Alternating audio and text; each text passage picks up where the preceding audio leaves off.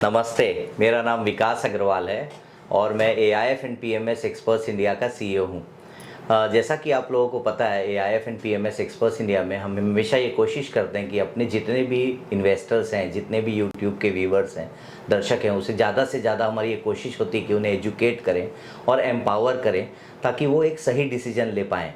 तो आपको पता है कि आज बहुत स्पेशल डे है, आज दिवाली है और हमने सोचा इस शुभ अवसर पर हम youngest fund manager of India को इनवाइट करते हैं और आप लोगों को मार्केट में कोशिश करते हैं कि ज़्यादा से ज़्यादा इन्फॉर्मेशन देके और मार्केट को डिकोड करते हैं। तो मेरे साथ में आज सिद्धार्थ वोरा जी हमारे ऑफिस में आए। सबसे पहले आपको बहुत बहुत शुभकामनाएं दिवाली की और धन्यवाद। थैंक यू सो मच, आपने मुझे बुलाया आज के दिन और आपके सब दर्शकों को भी मेरी तरफ से दिवाली की बहुत बहुत शुभकामनाएं। जी।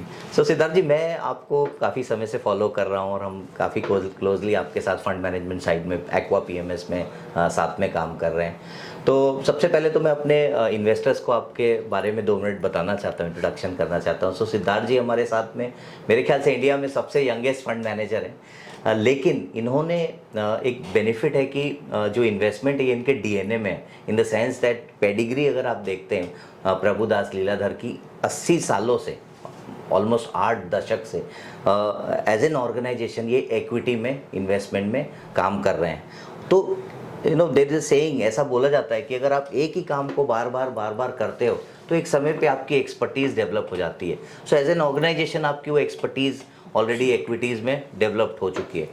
उसके बाद में आपने आप तो इसमें इन्वेस्ट कर रहे हैं, बट आपने पढ़ाई भी करी बाहर जाके और आपने आने के बाद में जब प्रभुदास ज्वाइन किया तो पिछले 7 सालों में इन्वेस्टमेंट फिलॉसफी को शेपअप किया और इसको धीरे धीरे करके आप क्वांट की तरफ में लेके गए।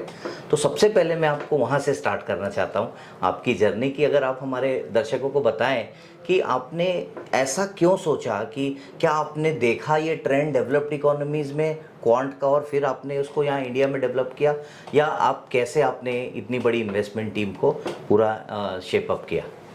तो पहले तो मैं ये कहना चाहूँगा कि जब मैं यूके में पढ़ रहा था, मास्टर्स किया था वहाँ, और यहाँ मैंने मेरा CA और CFA किया। तो फर्स्ट टाइम जब वर्ड सुना क्वांट या फैक्टर इन्वेस्टिंग या एसेट एलोकेशन, ये सब CFA के टाइम पे ये सब सुना था।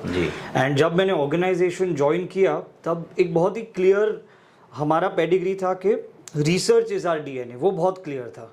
तो whether you look at our fundamental research desk, technical research desk, currency, commodities, derivatives, सब डेस्क पे PL का काम अच्छा था। Investors, clients, institutions, everybody was appreciating our research and we were among the highest ranked and highest voted research desks. Right. But the only piece of the puzzle that was missing was everybody was giving subjective opinions based on whatever news, reports, data that they were consuming.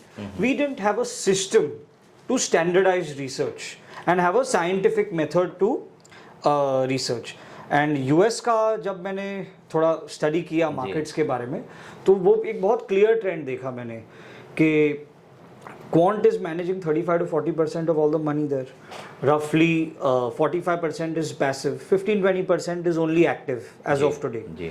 जो last अगर मैं 30 साल का history देखूं तो I think 1989 में रफली 89% of money was managed actively in US, which is now in the 20% range.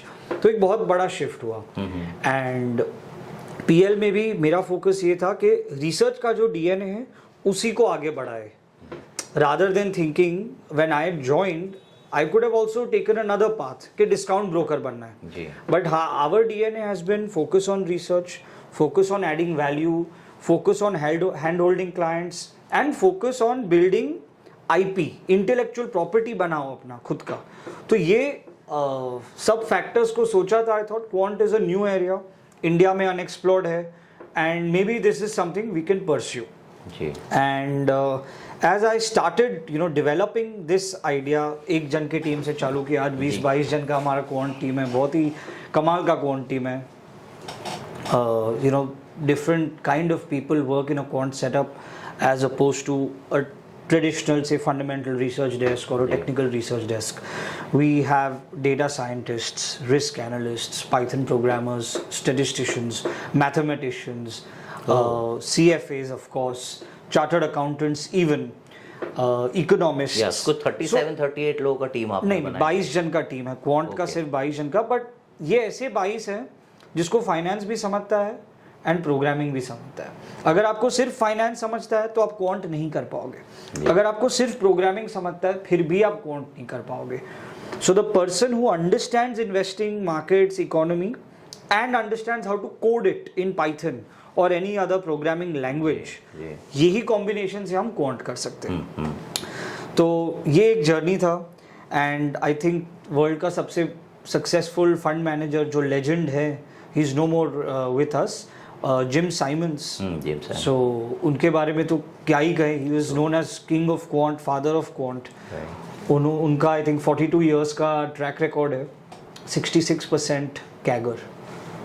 उनका फंड इतना बड़ा है कि वो खुद के ही पैसे अब संभालते हैं। इन्वेस्टर्स का वेट लिस्ट लगता है उनके फंड में तो पैसे डालने के लिए। And if I have read it right, I believe even Donald Trump was wait listed on his fund, okay, but finally couldn't get through. Right. So इसको जरा डीप डाइव करते हैं क्वांट इन्वेस्टिंग को, बट उसके पहले जैसा कि आज दिवाली है, 2081 संबंध में हम एंटर कर रहे हैं, तो आपने देखा बहुत ज़्यादा मार्केट्स में अभी क्या सिचुएशन है, काफ़ी नीचे आ रहा है और पीपल आर रियली कंसर्न। तो क्या ये क्वांट स्ट्रेटजी आपको मदद करती, क्या आपने इस सिचुएशन को पहले से आंकने में मदद करने की आकलन करते हुए कुछ समझ में आया, या ये क्वांट 15 दिन बाद या 1 महीने बाद क्वांट को समझ में आता है कि मार्केट में क्या हो रहा है? तो इसका मैं actually I am very fortunate कि ये पूरा last episode of correction pan out हुआ मार्केट में। जून 2024 से हमारे मॉडल्स डिफेंसिव चले गए थे, विच मीन्स तभी तो करेक्शन का इतना कुछ भी नहीं था, but our models decided that market में एक रेजिम शिफ्ट हो रहा है, जो इन्वेस्टमेंट स्टाइल कहते हैं।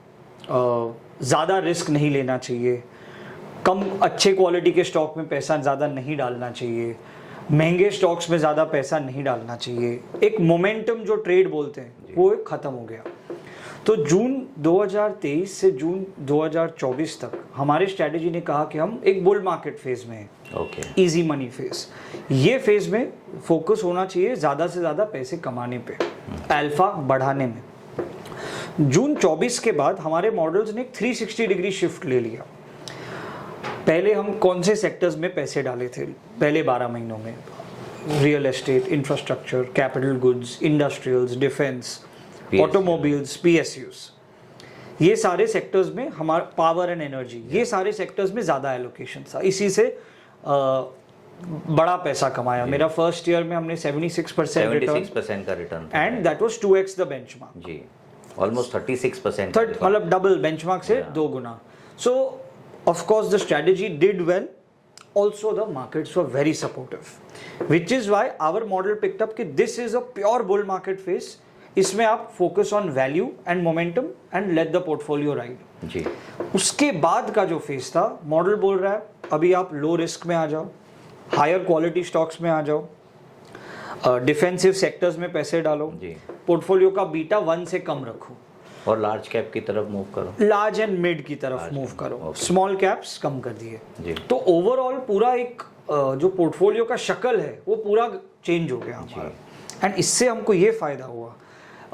सो जून से अगर आज तक मैं मोमेंटम एज अ स्ट्रैटेजी या मोमेंटम वैल्यू के कॉम्बिनेशन में रहता तो मेरा पोर्टफोलियो रिटर्न होता -11%।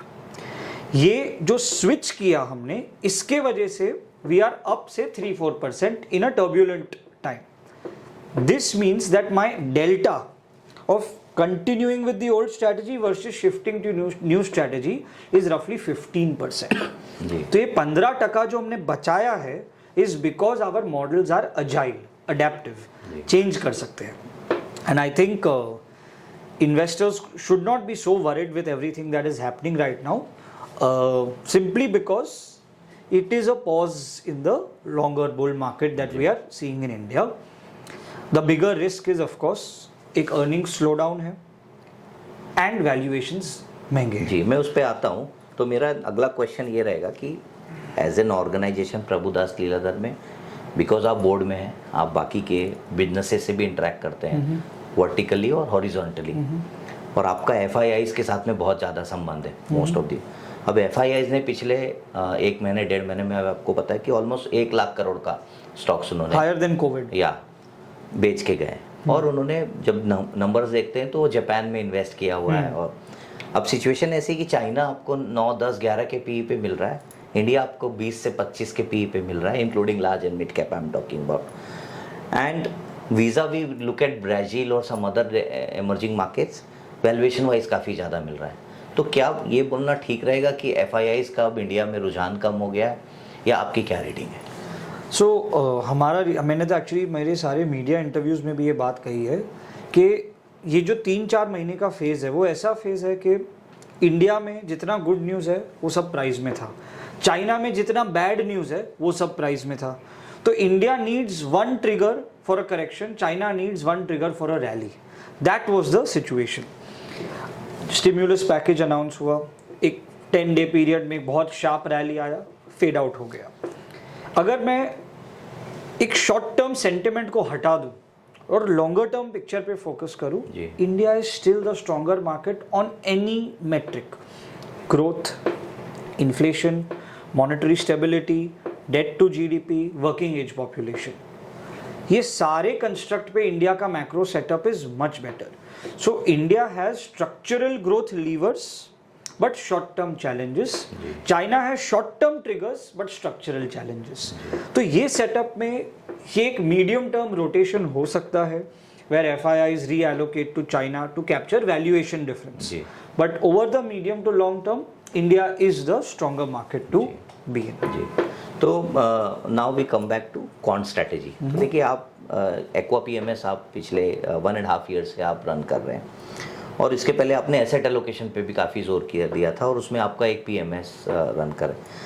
अभी जब ये स्टॉक्स आप एनालिसिस करते हैं क्वांट में, तो थोड़ा सा हम चाहते हैं अपने दर्शकों को इसको थोड़ा डिकोड करें एक लेमन लैंग्वेज में जितना ज़्यादा पॉसिबल है, कि ये क्वांट ऑपरेट कैसे होता है। कुछ लोगों का कहना है कि क्वांट ये स्टडी करता है कि ट्रेंड क्या आने वाला है वो पकड़ लेता है। कुछ लोगों का कहना है the other school of thought कि भाई पहले ट्रेंड चेंज हो जाता है, फिर क्वांट उसकी लिक्विडिटी को चेक करके उसके बाद में अपने आप को रियलाइन करता है। तो आपका क्या सोचना है इस बारे में? तो पहले तो मैं एक सिंपल पॉइंट बता दूं कि हम जो भी क्वांट स्ट्रैटेजीज चला रहे हैं, हम कोई प्रिडिक्शन करने का ट्राई ही नहीं करते। हमको तो यही करना है कि मार्केट में जितना भी डेटा है वो डेटा हमारे मॉडल्स एनालाइज करें, उसके बेसिस पे डिसीजन लेके क्या करना चाहिए। अभी we are reactive not predictive. And quant का एक और मैं एक सिंपल आपको एग्जांपल दे सकता हूँ कि कंप्यूटर्स को हम यूज़ करते हैं सिस्टम बनाने में, रूल्स बनाने में, प्रोसेस बनाने में, बट कंप्यूटर के पास खुद तो खुद दिमाग नहीं है, इंटेलिजेंस नहीं है, एक्सपीरियंस नहीं है, विजडम नहीं है, अंडरस्टैंडिंग नहीं है। तो it's a man with machine approach, where हम पूरा जो क्वांट टीम है, we train the computers, we give the rules, we give how a certain stock should be evaluated, how a sector should be evaluated. फिर अगर वो rule हम test करें 20 साल के लिए कि काम करता है कि नहीं, एक एक रूल ऐसे हम टेस्ट करते हैं। तो टोटली से आप 1000 रूल्स एक साथ हमने बनाए हैं, उसको टेस्ट किया 20 साल के साइकिल में, और जो रूल्स अच्छे से काम करते हैं अक्रॉस साइकिल्स, वो रूल्स सब एक साथ मिलके एक स्ट्रैटेजी बन जाता है। तो हमारा काम as a human team is कि हमारा काम है रूल्स बनाना, प्रोसेस बनाना। मशीन का काम है रूल्स को फॉलो करना। इससे एक बड़ा फ़ायदा क्या है कि इमोशंस निकल जाते हैं, बायसेस निकल जाते हैं, greed, fear, hope, regret, FOMO, ego, ये सब निकल जाता है। सिर्फ डेटा से काम होता है। And humans also go wrong, sometimes machines also go wrong, but machines have a predictability, they have repeatability कि एक साइंटिफिक मेथड से इन्वेस्टमेंट डिसीजन लिए जा रहे हैं तो वो एक सिस्टम काम करते रहेगा।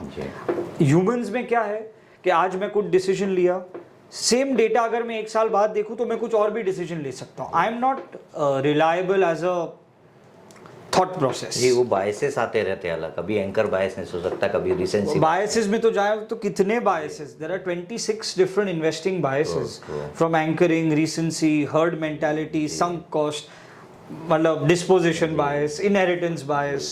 नहीं, सो मैं एक बुक लिख रहा हूँ, सो इनफैक्ट मैंने अभी के न्यूज़लेटर में भी ये सारे मेन बायसेस जो हैं उसके बारे में कोशिश की अपने इन्वेस्टर्स को डिकोड करने की इस मंथ में।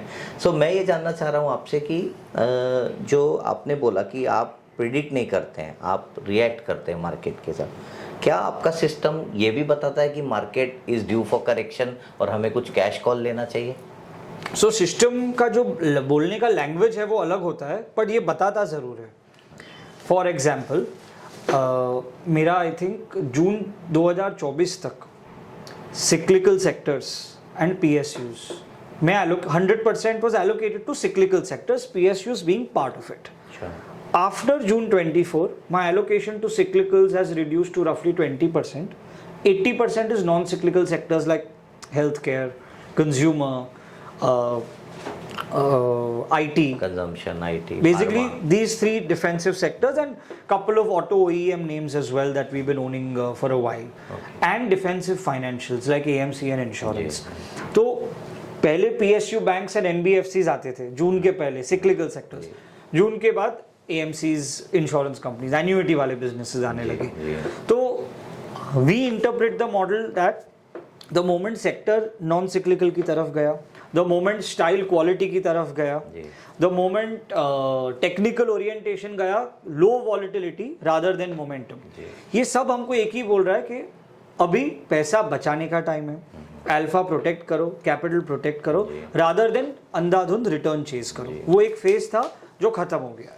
Now we are in a new regime, risk transition regime.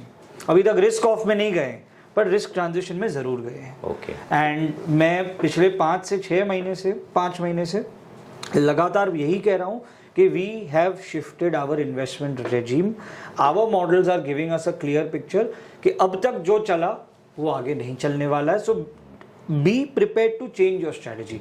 और एक्वा का खासियत ही ये है कि वो एक मार्केट कंडीशन में बुल मार्केट स्ट्रैटेजी चलाता है, momentum, value, growth focused. Defensive हो सकता है, अगले जैसे मार्केट सेटअप चेंज हुआ वैसे वो डिफेंसिव हो जाता है। तो हमने लास्ट 5 महीने से एक बहुत डिफेंसिव अप्रोच लिया है, और ये कुछ मेरा डिसीजन नहीं है जी। ये मॉडल्स ने जो बताया हम वही फॉलो। मॉडल्स में आप कुछ डिकोड कर सकते हैं कि कौन से 2 4 5 पैन, जैसे पुराना तो historical way of looking at it is कि भाई पी देख लो। अभी अगर आपको सेम डिफेंस और PSU अगर देखते देखते 20 के पी से निकल के 60 70 पी पे स्टॉक्स पे गया, तो that is one way of looking at it. But आपका क्वांट मॉडल और कौन से पैरामीटर्स पे सिग्नल देता है? श्योर। सो द वे हमने हमारा स्ट्रैटेजी बनाया है, हम 3-4 चीज़ पे बहुत ज़्यादा फोकस करते हैं जी। फर्स्ट इज कौन से फेज ऑफ मार्केट में कितना रिस्क लेना चाहिए। मार्केट का एक फेज होता है कि आप हायर रिस्क पोर्टफोलियोज चलाओ। हायर रिस्क का मतलब क्या? High beta stocks, mid and small cap पे ज़्यादा फोकस रहेगा, कैश पोर्टफोलियो में रहेगा नहीं, पूरा 100% deployed in equity. So equity focus, mid and small tilt and higher beta stocks. That is कि मैं रिस्क ज़्यादा लेना चाहता हूँ। ऐसा कब करेंगे? जब मॉडल्स को ऐसा लगता है कि markets are in a steady up trend. तब मार्केट 1 रुपया चलेगा तो हमें चाहिए कि हम ऐसे स्टॉक पकड़े जो 1 से ज़्यादा चले, हाई बीटा जिसको बोलते हैं। ये मेरा फर्स्ट पैरामीटर है, risk. Second is style. Style means market में बहुत सारे अलग अलग इन्वेस्टिंग स्टाइल है, जैसे क्वालिटी एक स्टाइल है जी, वैल्यू एक स्टाइल है, मोमेंटम एक स्टाइल है, कॉन्ट्रा है, ग्रोथ एक स्टाइल। कॉन्ट्रा और वैल्यू एक सिमिलर कैटेगरी में आ सकते हैं। तो मार्केट में स्टाइल बहुत अलग है। क्वालिटी का मतलब क्या है? कंपनीज जिसका डेट कम हो, जिसका ROE हाई हो, जिसका कैश जनरेशन बहुत हाई हो, जिसका अर्निंग स्टेबल हो, स्टेबल ग्रो। ऐसा नहीं कि एक साल 100% प्रॉफिट, फिर अगले साल 20% डी ग्रोथ, फिर again 150% profit.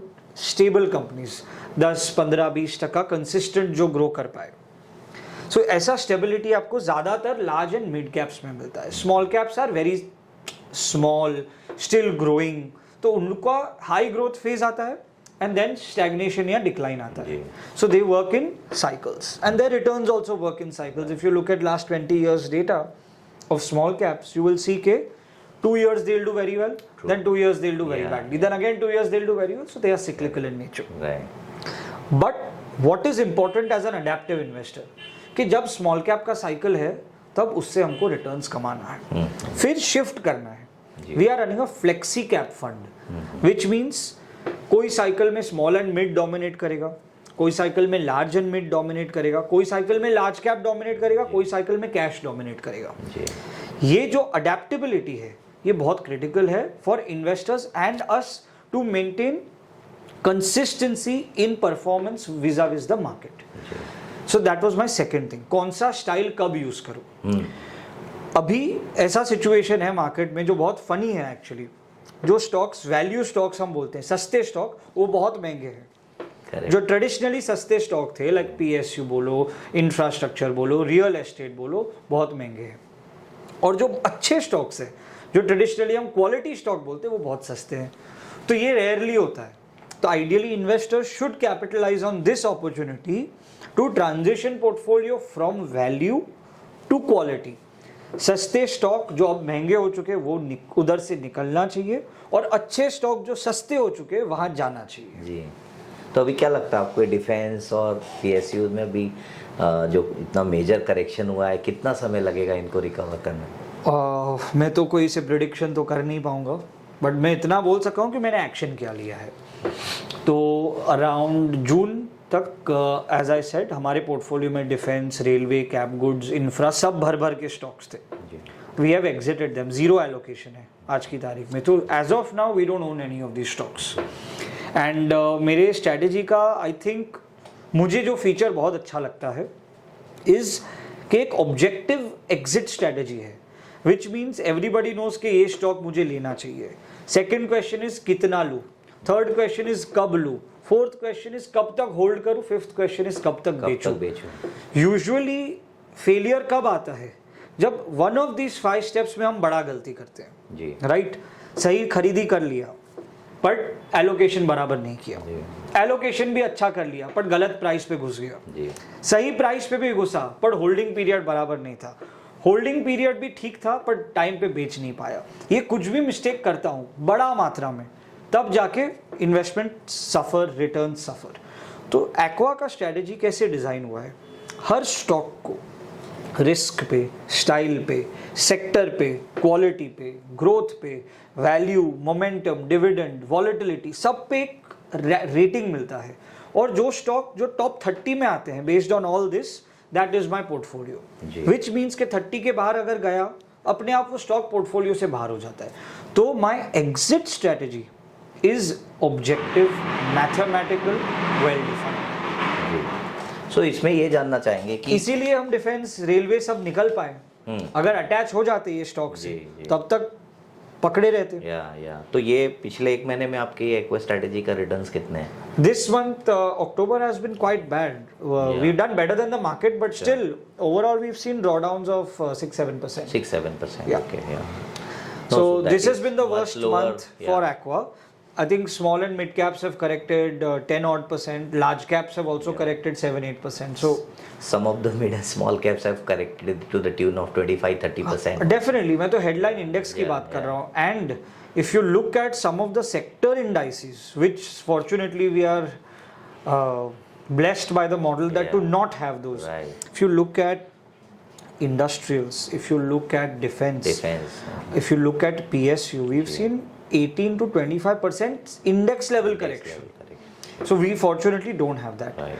So while this has been a rough month, I think the positive I'm seeing from this month is that in a rising market, we used to rise 2x. In a falling market, we are in line with the market fall. So I think this combination is a good combination, is a healthy combination. And so far, I would say the worst monthly drawdown we've had till now is roughly 1.5%. इसके ये महीने के पहले वाला जी. This was my highest drawdown month, but this is the highest drawdown month for the market and all different groups of stocks as well. तो मेरा ये अगला क्वेश्चन है कि मैंने देखा आपके पोर्टफोलियो में करीब करीब 20 कंपनियां होती हैं, 25-30। तो अभी आपने बढ़ाई है? नहीं, 25 से 30 आप रखते तो हैं। कैसा मॉडल कैसा है कि जब हम लो रिस्क रेजिम में रहते हैं, कि जब रिस्क कम करना है, कि स्ट्रेटेजी का आप क्या फोकस है, रिस्क कम करो, रिस्क मिनिमाइजेशन। इसके पहले क्या फोकस था, रिटर्न मैक्सिमाइजेशन। फोकस ही चेंज हो गया स्ट्रेटेजी का, temporary, this can change back if situation evolves. तो ये जब लो रिस्क रेजिम में रहते हैं तब हम 30 स्टॉक का पोर्टफोलियो चलाते हैं Okay. To diversify. जी. The moment we are back to a normal risk condition we are back to 25. So the range is 25 to to 30. 30. Okay. 20 नहीं. तो ये जो यूनिवर्स आप बनाते हैं अभी टोटल आप देखेंगे 7,400 7,500 कंपनी लिस्टेड है both put together BSE NSE. तो इसमें आपका जो ये रेटिंग आप देते हैं और आप ये पैरामीटर्स डिफाइन करके करे करते हो तो आपका यूनिवर्स का साइज कितना होगा एक अप्रॉक्सीमेटली? बहुत ही सिंपल आंसर है. ये तो top 500 by market cap. The reason is यहाँ डेटा क्लीन है, लिक्विडिटी अच्छी है, these are well covered stocks and well owned stocks, broadly owned stocks. We don't want कि 5-6 हाथ में कॉन्सेंट्रेटेड होल्डिंग हो, लिक्विडिटी ना हो, बेचना चाहे बेच ना पाए, खरीदना चाहे खरीद ना पाए. We don't want stocks like that. जी. तो रिटर्न जो बनाना है वो भी टॉप क्वार्टाइल स्टॉक से बनाना है in terms of market cap. And not just that, we start with top 500 by M cap. हम 100 स्टॉक और निकालते हैं based on liquidity. Okay. And another 100 stock based on fundamental red flag. तो operating universe तो 300 stock का है. 300 stock. 500 में से 200 stocks निकाल के जी 300 अक्रॉस लार्ज मिड स्मॉल. हाँ. तो ये 300 स्टॉक्स में फिर आप उसमें अलग अलग देखते हैं कि मोमेंटम कहाँ मिल रहा है. हर स्टॉक में हम technical factors like momentum analyse करते हैं, risk factors like volatility analyse करते हैं, वैल्यूएशन के 3-4 फैक्टर्स एनालाइज अलग-अलग करते हैं, हैं, ग्रोथ देखते हैं, क्वालिटी देखते हैं, डिविडेंड ट्रैक रिकॉर्ड देखते हैं, जी. सेक्टर का ओवरऑल प्रोस्पेक्ट देखते हैं, risk reward for every sector and style relevance देखते हैं. Which means you know there are you could think of 25 names in your mind when I say quality stocks, right?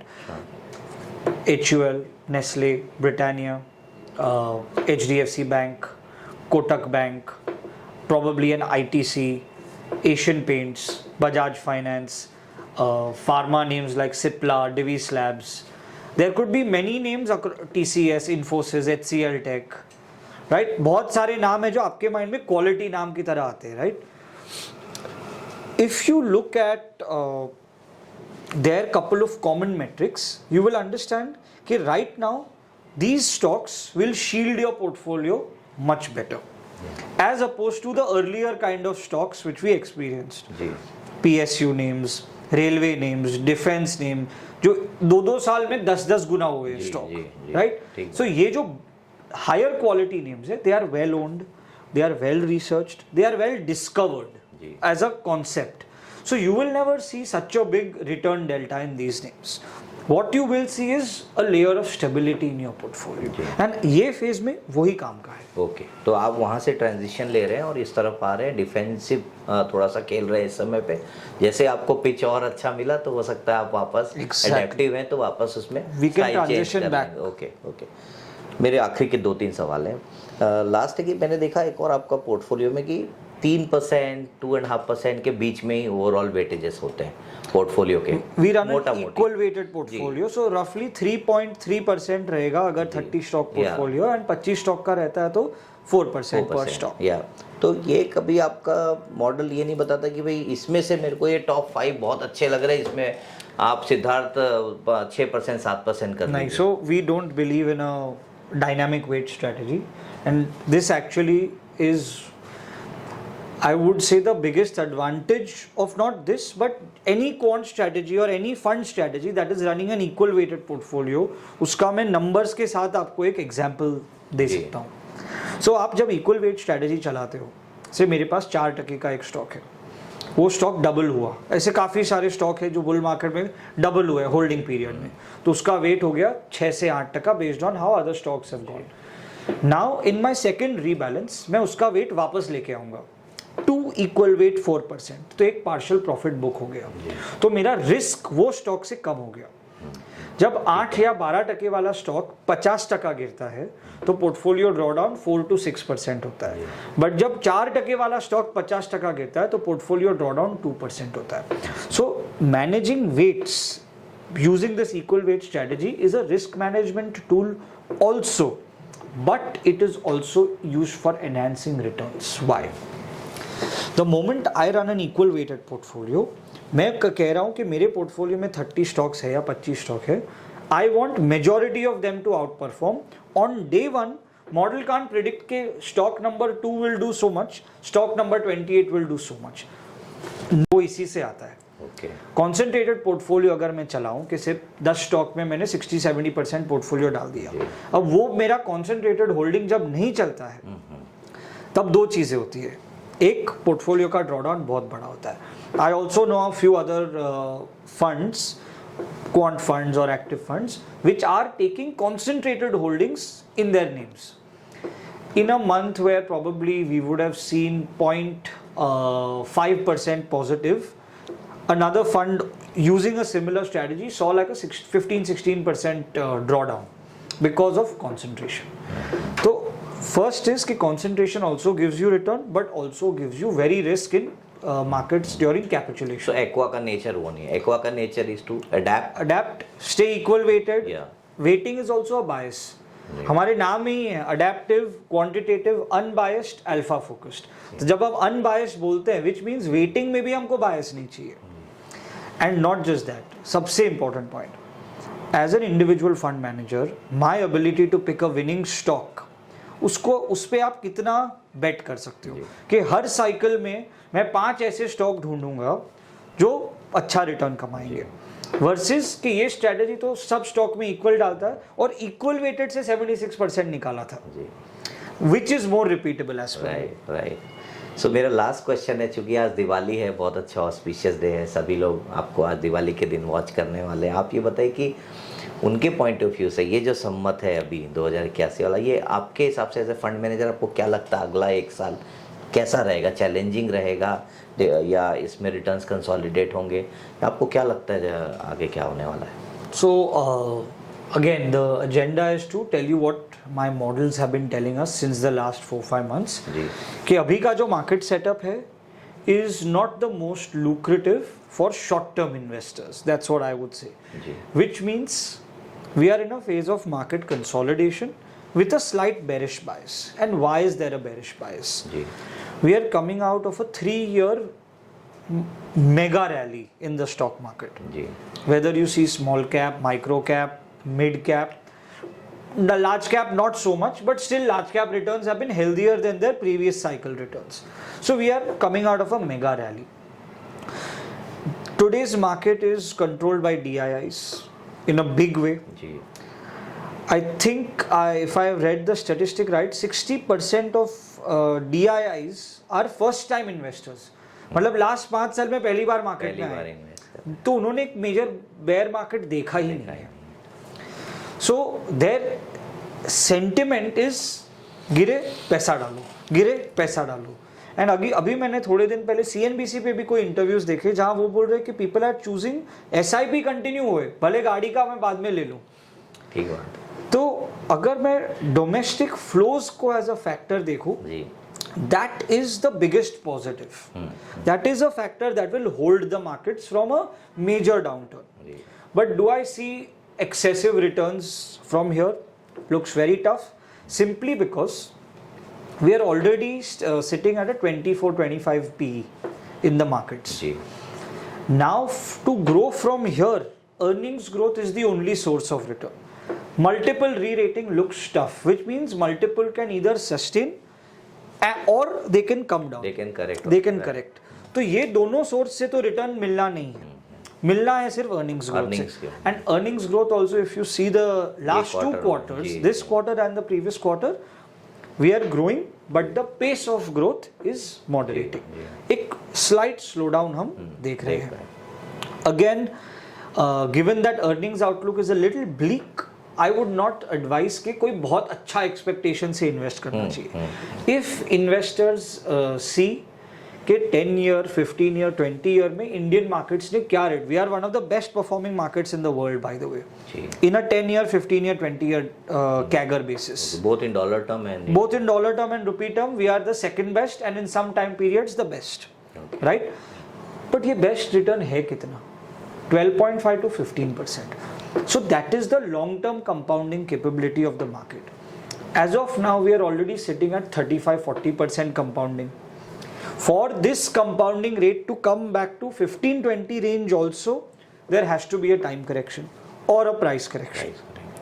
So I think investors will be pleased with their experience if they moderate the return expectation. थोड़ा realistic अगर हो ठीक बात है, जाएंगे, then investors will have a smooth ride. Ji If they see their portfolio correcting 10-15%, if they see the markets correcting 10-15%, they should treat it as a normal part of the market rather than fear में पहली बार correction हुआ है तो भाग के बेच के भाग जाओ. वैसा नहीं करना चाहिए. ये ठीक बात है. तो with that would like to conclude the session here. Thank you so much. आप सभी को बहुत बहुत दिवाली की शुभकामनाएं आपके और आपके परिवार को. एंड थैंक यू सिद्धार्थ जी, आपने अपना कीमती समय निकाला और दिवाली के दिन आपने अपना 1 घंटा हमें दिया जिसमें हम ज़्यादा से ज़्यादा इन्वेस्टर्स को आपके थ्रू एजुकेट कर सकें. Thank you so much. या थैंक यू.